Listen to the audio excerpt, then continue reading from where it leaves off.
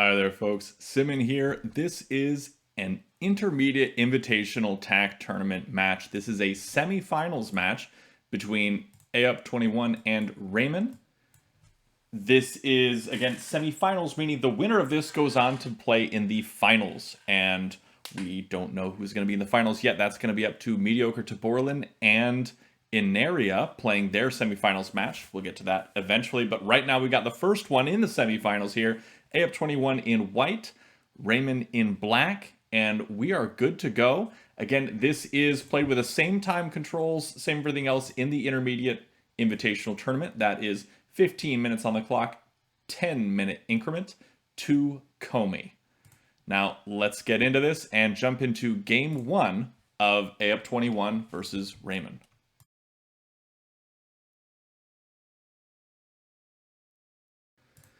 Now we see the first move has been made. It is A1 and then A6, going for those adjacent corners here. Let's see, and we go for the Knight's opening from AUP21. Playing off in this spot here, sort of a Knight's move in chess away from that starting square is the Knight's opening. This move here is a very popular move for combating against this Knight's opening, but I don't think it's that strong. I think this Knight's opening is a very, very strong start for white. Now I imagine white's going to play here at c6. No, going to drop that capstone there early instead, and I find that interesting because black may decide to drop here at c6 now. The reason I thought c6 would have been good, because then you got going for the vertical and the horizontal at the same time, and you can maintain that momentum in both directions with one flat move. Instead, we see black now placing at c6, cutting off that horizontal line. White now has to place at b3, switch gears, go for that vertical line. Sorry, this is horizontal. That I've been mistaking both of them because I prefer to when boards open up kind of like this. But we'll keep it here so we can make sure the coordinates are right. So yeah, he's going for this vertical line now, going for this horizontal line now, sorry, when he was starting with that vertical line. Now we get black placing here at a3, going for that vertical line themselves, and got a much easier time of it. That's why I think that that c6 move, instead of playing here at c3, would have been the better start move for white. But that's been done. Let's see what white does now. Will they place at b4 to counteract black's vertical threat? Or will they do something else? They may decide to drop at b6. No, they're going to be placing at a2 to stop black's vertical threat there. Now black's got a flat on b2 right away, wasting no time at all.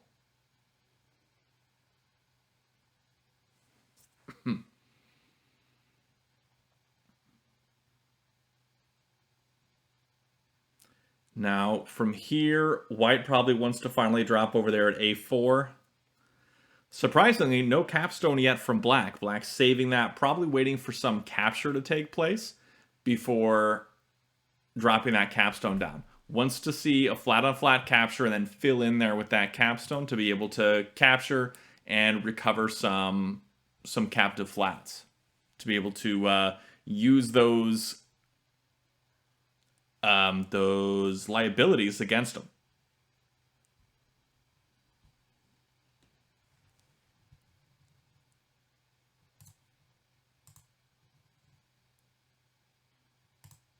Why now? Taking his time to think here. Gonna place it b6 instead, staying away from that a4, which I find really interesting. I'm not sure why he's staying away from it.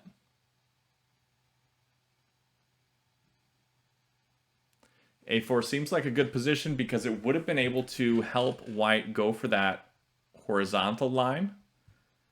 And also for the vertical if they wanted to do that. But the A4 would have been instrumental for any sort of horizontal threat that they were going for. Now, black is sort of cementing that vertical line over here. White's going to be able to stop it, sure, but at what cost? Again, these flat-on-flat captures are going to create a lot of liabilities for white, and that is not what you want to happen.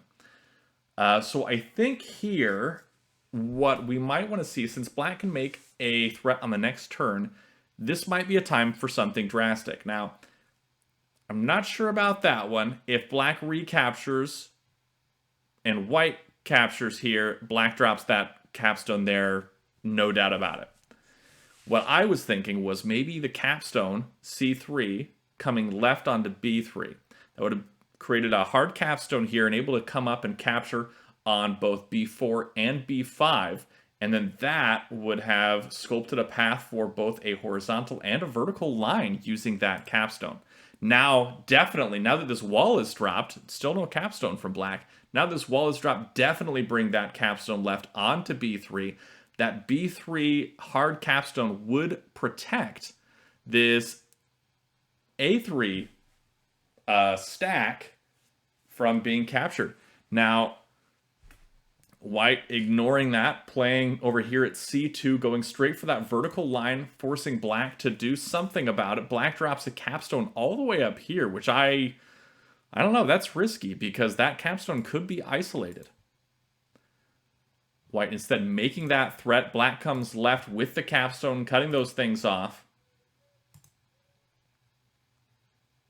This is where I think white wants to bring that capstone again over onto B3. Black doesn't have a threat right now, but white bringing that capstone over would help protect this stack and keep black from recovering those liabilities with that wall and renewing some sort of threat there. Also, bring that capstone over here onto B3 would be nice because then white could fill in maybe at C3 if given the chance, and then go for that vertical threat by spreading this stack upwards onto B4 and to B5. Additionally, spreading upwards onto B4 and B5 would cut off black's capstone from basically the rest of the action over here, all of black's pieces. And so that would be a really strong deterrent to keep black away from that part of the game and really isolate that capstone. Now we see white instead playing over here at D5. What this does is he's building towards this vertical line. Now he's got to be careful because now he's given black the idea, oh great, I can go for this horizontal here and have no issue with it. Again, I think this is where white wants to bring that capstone left onto B3.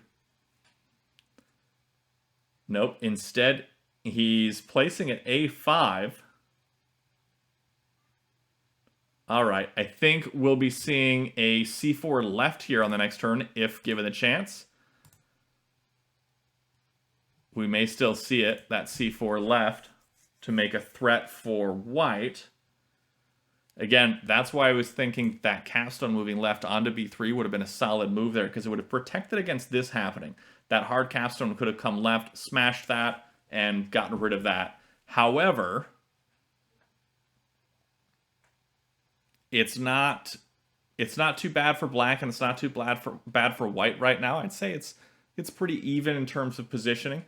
This game could go either way. We do notice that Reimen has been playing much quicker than AUP21. AUP21 with 12 minutes on the clock. Reimen just at 14 and a half. All right, white playing up at E6, cutting off that horizontal line of black, but black now decided, all right, I'll just place here, make my vertical threat.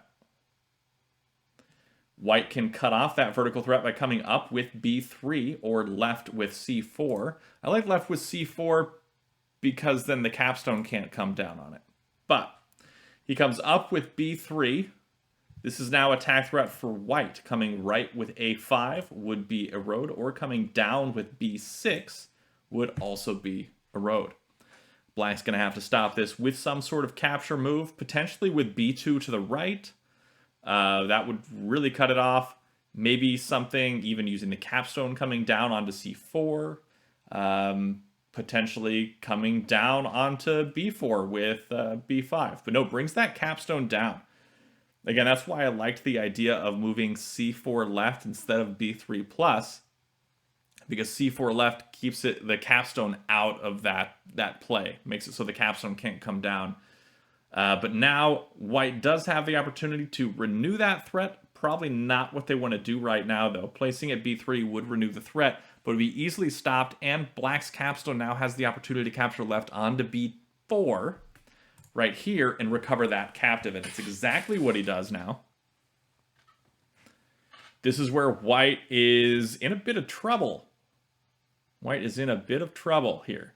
I think that white might want to move that capstone left again onto b3. I think that's going to be a good deterrent. It keeps this drawbridge threat from happening, keeps black from bringing the capstone down.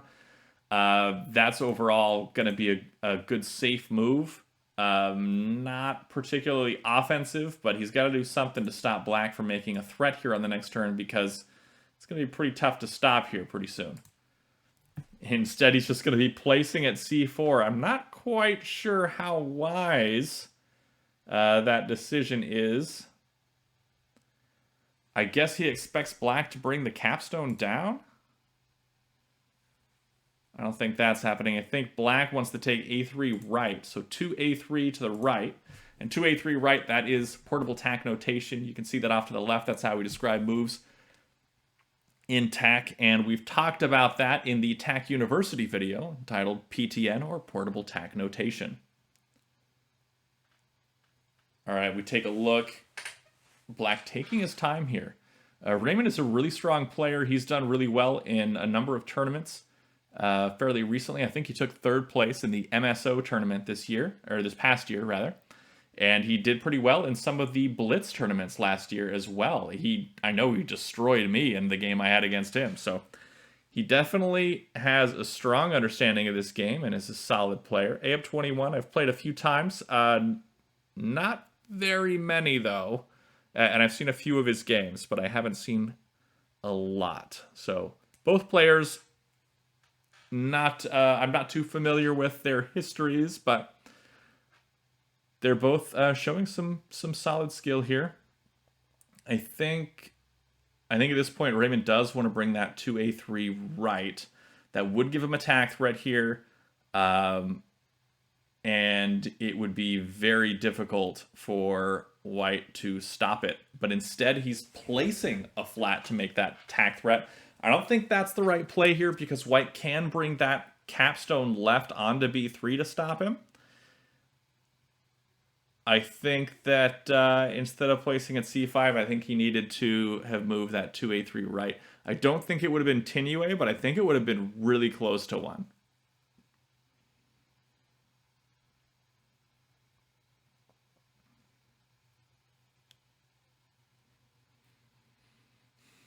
White now in trouble. Got to defend against this Tak threat. Got to make some sort of capture move.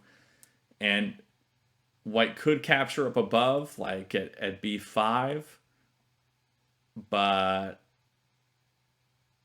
that's not that great. Could decide to capture it at c5 with d5. Could come left here. That would stop the Tak threat. Also make white's own Tak threat. However, would lose the capture war here, and black would be able to renew things pretty easily. So I think that overall, the only thing that's going to stop him for sure is going to be that capstone coming left onto b3. But he could probably make something work with the d5 left, and that's what he does. He goes for the d5 left move. Going to be making that Tak threat here. Again, the Tak threat is b6 to the right, or a5 right, or b6 minus. All of those would be a road for white. So black's got to make a capture now. Black could renew the threat immediately by capturing left with c6.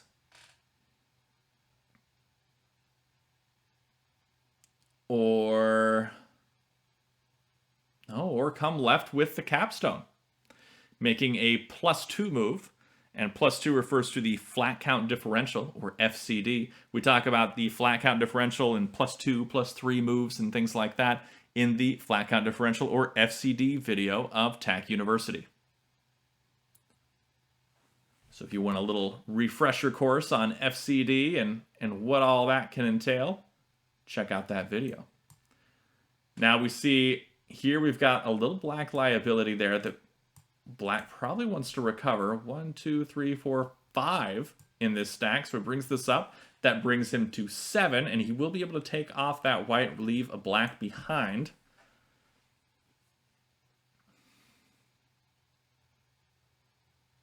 White dropping a wall down there at B1, ready to come over and capture left onto A1 to stop that tack threat.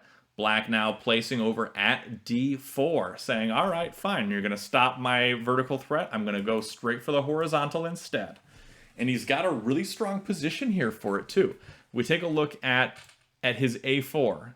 Well, if A5 comes down, black has this wall ready to come across and renew it just by spreading that wall stack up. If white takes B3 plus, then black has B5 minus to come down and capture and renew that again. White's capstone can't do anything here, neither can this flat because that's a capstone there, no messing with that.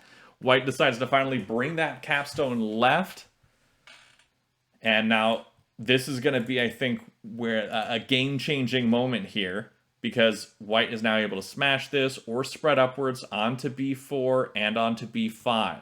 Now, spreading wouldn't be crazy or anything in terms of an advantage, but it would be a +3 flat count differential move, which is nice. But it would leave behind a liability here on B4 for black's capstone.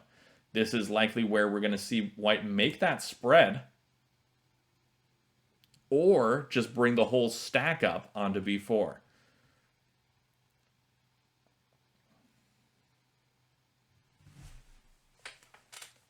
Black continued to make his threat, placing up at E4, going for that horizontal line. White can, instead of spreading, can just place at F4 if they want to. Placing at F4 or placing a wall at F4 would also stop that road from being completed.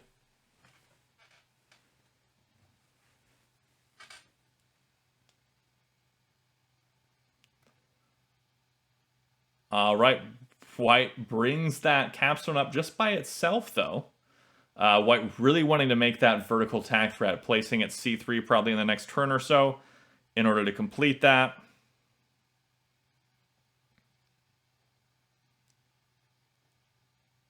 But black may decide to place there first.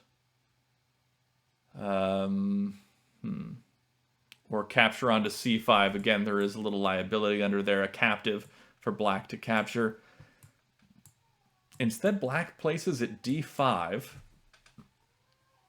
Now, I think the D5 placement could just be going for another vertical threat here.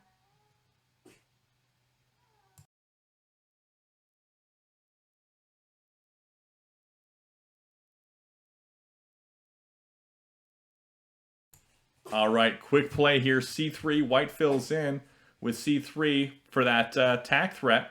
And then black immediately comes right with that wall, cutting that off. White could not smash this stack. If they do smash this stack, black can just place at F4 for a road. So definitely can't smash that. White would first have to come down probably with A5, and then he'd be able to smash onto B3. All right, looks like B1 left happens. That wall stack finally coming left. Not really seeing what purpose that move has for white here, because that move doesn't allow black, or doesn't allow white to make this smash. I think that white is thinking that the smash is being hindered by this vertical threat with a C6 left, when in fact it's being hindered by both the vertical and the horizontal lines.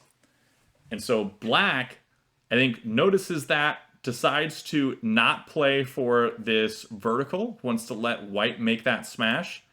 Yep, and white definitely did miss that. Black now able to place here at F4 or F3 and win with a road in the horizontal direction. I think black, after seeing what white's move was with this wall, black noticed that white didn't see his pin threat there. That he was able to win with that horizontal line. So, yep, well played to Reimen, well played to AUP21. Both players did a great job. It was a lot of fun to watch. And I believe we're heading right into game 2 between these two players. Again, this is a 2-game semifinals match. Both players get a chance to play as white. And both players get a chance to play as black. So let's jump right into game 2, this time with Reimen as white and AUP21 as black. All right, looks like we are good to go with game 2 of Reimen versus AUP21. This is Reimen in white and AUP21 in black. All right, and we see A1 and opposite corners this time, a little bit different than what we're used to. Reimen going right into that knight's opening here, and then black playing down below at E3, kind of going for this blanket that we see sometimes that I talked about in the openings part 2 video of Tak University. All right, we're seeing that blanket just happen here. Now white, okay, black dropping that there. This is sort of a mirrored opening now that we've got, except with the opposite corners.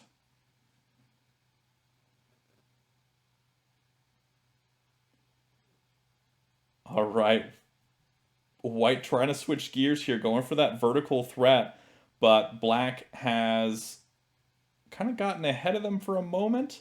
But white's in a pretty solid position here. This is going to be tough to stop. Black's capstone is all the way over here, and white's got this action now going in the vertical direction. And it's going to be tough to stop. White still has a capstone to drop as well. So white could capture left, make a tak threat, and force some captures and then drop a capstone to really solidify that. Looks like white dropping that capstone, ready to come over and capture onto E2. This is also a spot where that capstone can't be isolated. If black wants to bring this down onto E2, that's fine. White will bring that capstone up here, probably.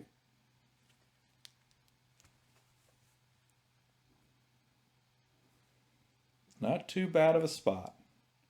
Personally, I would have liked the E1 plus allow for something else to capture and then fill in with the capstone. But now black drops the wall here. Now this is a tricky spot because black drops the wall, ready to cut off this whole vertical line and also the horizontal line. But white plays up at E6. Now white plays up at E6 so they can, if black moves anywhere, just fill in here again at E5. Now that makes this sort of semi-citadel with that wall there, and the wall wouldn't be able to attack both lines at once. White would just be able to keep filling in to replace that spot. And so that E6 placement really sets up for a long game move here.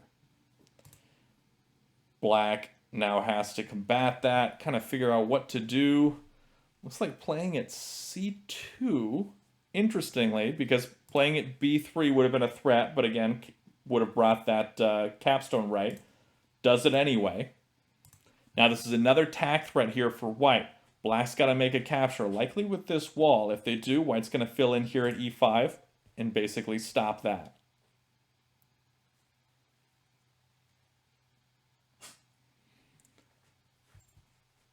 Black could come left onto E1. If they come left onto E1, I believe white would just fill in at F1. Makes a lot of sense to me.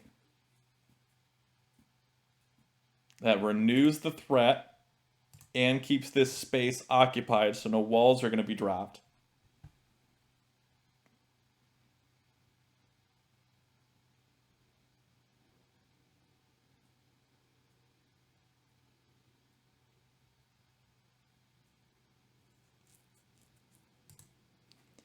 What is the play here?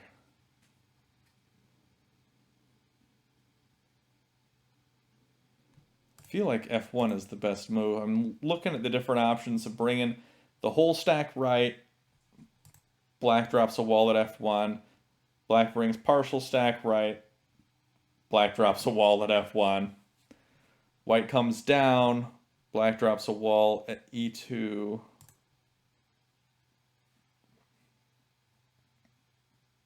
So yeah, white does fill in. This renews the threat. Black's got to do something about that.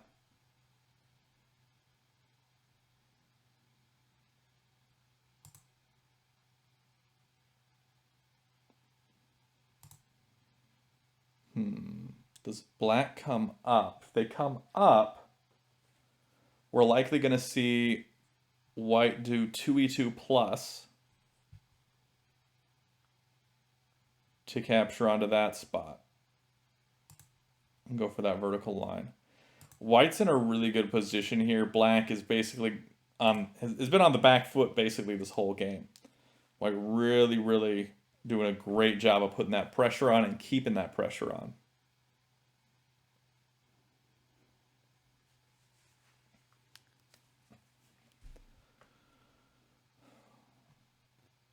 All right, we see black come right with e3 onto f3. White fills in and renews the threat. Black comes down with that wall, cutting that off. If white comes right now with this flat, black can come right with the wall and cut that off, because now that black's wall came down instead of coming right, white can't just renew by filling in at e5.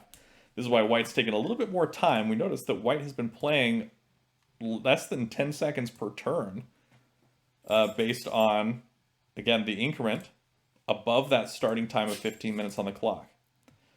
F21 down to 13.5 minutes there.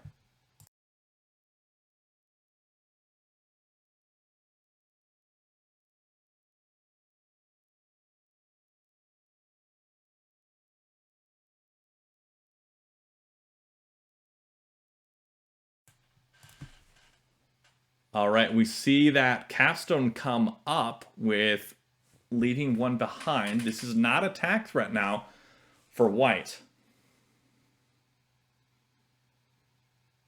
Now what?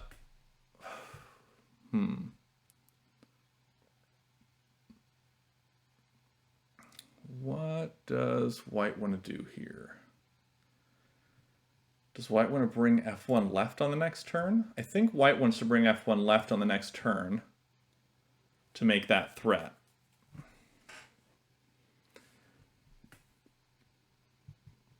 So I think what black wants to do is place over here to keep white from eventually smashing that wall. Instead, black drops a second wall here, ready to come over onto f5 and really mess that up. Huh.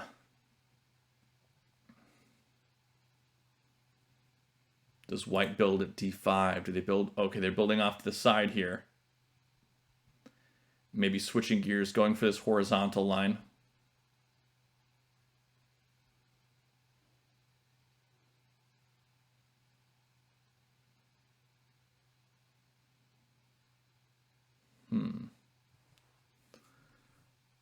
Black placing at d1. Not sure what that's about. Maybe protecting the e1 space?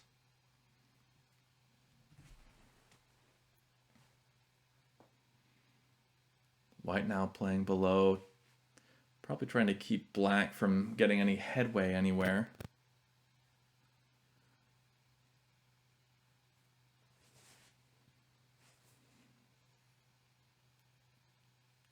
Surprised black isn't making any moves to keep this capstone from eventually smashing anything. Well, okay, now they've done that. Now white can't smash because now black could fill in here. Black also making this horizontal threat along the bottom. Going f2 minus would go in that horizontal direction. Also going c2 minus would also go in that horizontal direction.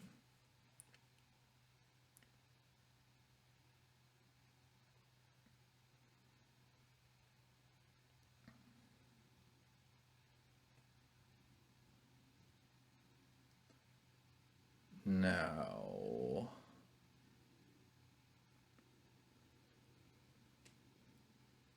what does white do here? White could continue placing flats. Maybe go for something horizontally. Or, yeah, I'd say maybe a b2 might be good, just to kind of get something closer over there into black's pieces in their territory they've got built over there. No, instead going to make that big spread here. I think that's a +3 move, if I'm not mistaken. Yeah, that is a +3 flat count differential move. Again, covered in the flat count differential video of Tak University, what that +3 and +2 move means. It does not look too great for black here. If we take a look at flat count, I know we're far away from that, but 2, 3, 4, 5, 6, 7, +2 Comey is 9 for black. 11 for white. So even with the 2 Comey, white is ahead by 2 in terms of flat count.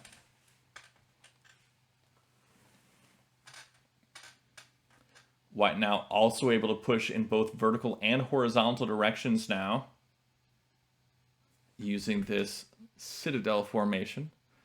And citadel typically is with just flats, but this counts too. Citadel we cover in the terminology video of Tak University, and it's basically just a 2x2 of your own color. And that's a really strong formation because it makes it a lot more difficult for someone to come in and cut something off if it's in that area, because a lot of times you won't be able to do anything about it because you've got another flat ready to recapture into that area. In this case, because there's a capstone and a wall here, they're able to come in and do a little bit more damage to that citadel formation, but I'd say it's still a really strong position here for white. Black makes their Tak threat. White comes down with the capstone immediately, not wasting any time. Now, what's interesting about this is white came down with the capstone, left behind a black flat here, as we see, but white is also now threatening this E1 stack to liberate the captive there and go again for that vertical and horizontal threat directions, both of those at the same time, in addition to also threatening this vertical yet again.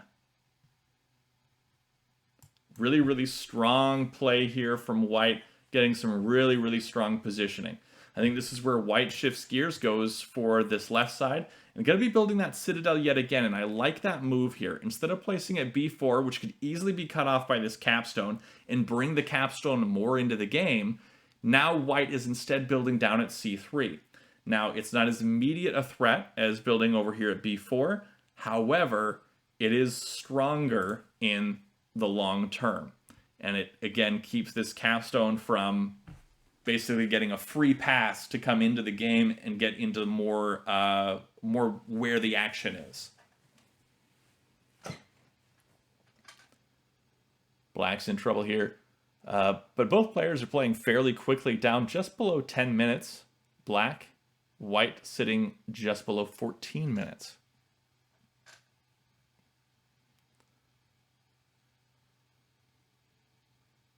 That C3 was a really strong move here, really looking at the end game, not just looking at making a quick road here. And I think that's smart. Black, in the previous game, when playing as white, did miss a road threat, focused on their own threats, and missed that there was a dual threat going on. And I don't think that Reimen can expect that to happen again. Now, Black will definitely be taking more time and analyzing those positions all the more thoroughly. Black now placing at E3. White continuing, making that threat.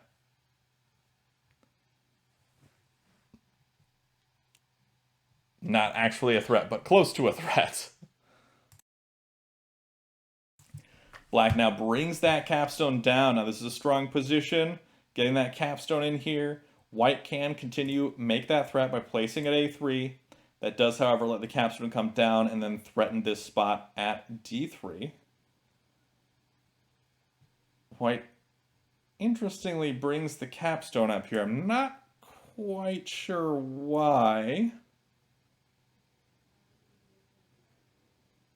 I don't see the point in that move particularly. Why was that move made? What am I missing?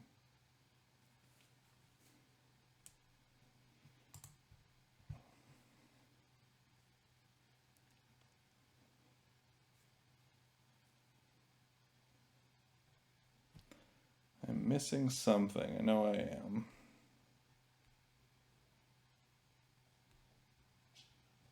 Ooh. Actually, I want to take a look at something when this game ends. I think I see a really, really cool position here. So I'll look at 22.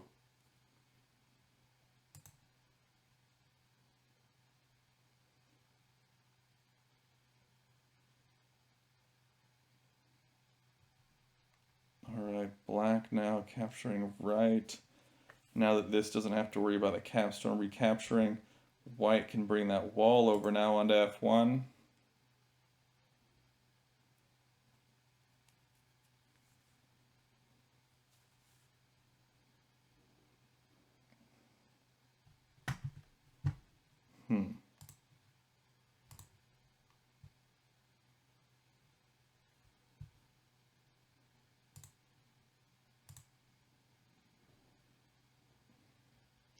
Black bringing that capstone to the right, cutting things off. White bringing the wall stack to the right. Okay. On this next turn, depending on what black does, white could make this spread vertically. And if they spread vertically here, dropping one, so 1, 2, 3, 4. So 3 F1 plus 1, 2 would leave a vertical tack threat and a horizontal tack threat at the same time. That would be Tinue. All he has to do is spread that F1 stack upwards up to F3. Again, 3 F1 plus 1, 2, and that would be Tinue.